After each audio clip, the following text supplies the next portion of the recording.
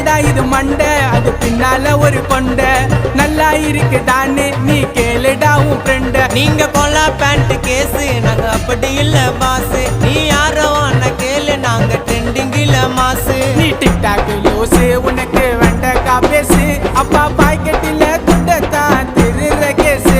நீ டிக்டாக் லூசு உனக்கு கொய்யாக்கா பேசு அப்பா பாக்கெட்டில துண்டத்தான் திருற கேசு.